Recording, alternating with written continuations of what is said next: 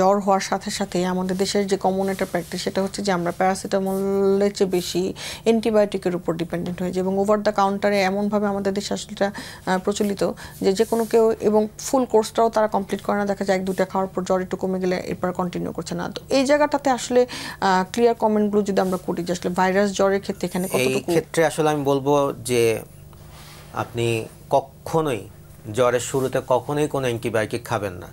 এখন দেখেন আমরা যারা ডাক্তার আছি আমরা তো আসলে বিভিন্ন সিমটমের সাথে রোগী দেখে অভ্যস্ত। রোগীর চেহারা দেখলেও কিন্তু অনেক সময় বোঝা যায় সেটা ভাইরাস নাকি ব্যাকটেরিয়া। যেমন আমরা খুব কমনলি বলি টক্সিক চেহারা মেজাজ খারাপ ব্যাপারটা তা না, তার চেহারা দেখে বোঝা যায় he or she is infected with some bacteria. So এইটা হইলে আমরা অনেক সময় রিপোর্ট আসার আগে আমরা অ্যান্টিবায়োটিক শুরু করি, সেটা আমাদের অভিজ্ঞতার উপরে।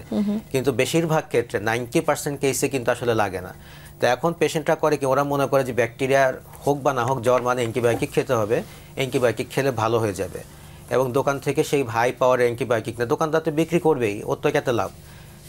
নিয়ে হয়তো 2 দিন 3 দিন খাওয়ার পর জ্বরটা এমনি, কারণ ভাইরাল ফিভার তো এমনি কমে যাবে, কমে গেল সে মনে করে যে অ্যান্টিবায়োটিক খেয়ে কমে গেছে, ভালো যখন হয়ে গেলাম সে আর কোর্স কমপ্লিট করলো না।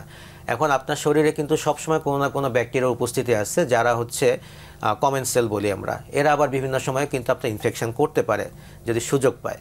তো ওরা এই ব্যাকটেরিয়াগুলো যখন এই অ্যান্টিবায়োটিক এক্সপোজড হলো, সেই অ্যান্টিবায়োটিকটাকে চিনে ফেললো, পরবর্তীতে সে যখন ইনফেকশন করবে তখন কিন্তু এই অ্যান্টিবায়োটিক আর কাজ করবে না।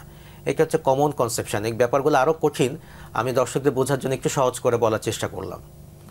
না এখানে স্যার যদি আমরা মানে এটা বলি যে অ্যান্টিবায়োটিক আসলে তো রোলটা নেই, তো সেক্ষেত্রে কি মানে সে আসলে শুরু থেকেই কি মানে প্যারাসিটামল জাতীয় ওষুধই খাবে কিনা, বা এই জায়গাটাতে এইসব ক্ষেত্রে আসলে সিমটোমেটিক আপনার লক্ষণ নিয়ে চিকিৎসা। আপনার যদি জ্বর থাকে শুধুমাত্র প্যারাসিটামল, ব্যথা প্যারাসিটামল, যদি সর্দি কাশি থাকে সেক্ষেত্রে যে কোনো অ্যান্টিহিস্টামিন আপনার যেটা আপনার শরীরের জন্য স্যুট করে, এগুলো সব ওভার দ্য কাউন্টার যে কোনো জায়গায় পাওয়া যায়, অনেক নামে পাওয়া যায়। তবে আরেকটা কথা বলবো এটা দর্শকদের উদ্দেশ্যে, বিশেষ করে আমি কোনো কোম্পানির নাম বলবো না, আমি জেনেরিক নেমকে বলি, সেটা হচ্ছে মন্টেলুকাস্ট, অনেক নামে পাওয়া যায়। সেই মন্টেলুকাস্টকে আমরা যেভাবে একটা অ্যান্টিহিস্টামিনের মতো খাই সেটা ঠিক না। মন্টেলুকাস্ট কিন্তু অ্যাকিউট কেস, এখনই হইলো কাজ করবে না। একে যদি কাজ করাতে হয় তাকে ক্রনিক্যালি অনেকদিন ধরে খেলে সে তখন কাজ করা শুরু করবে মেইনলি। সুতরাং আপনার সর্দি কাশি হলো, আপনি একটা মন্টেলুকাস্ট 2 দিন খেলেন ভালো হয়ে গেলেন, ব্যাপারটা তা না কিন্তু। সুতরাং এই ওষুধটা আরও কিন্তু খুবই মিস ইউজ হচ্ছে।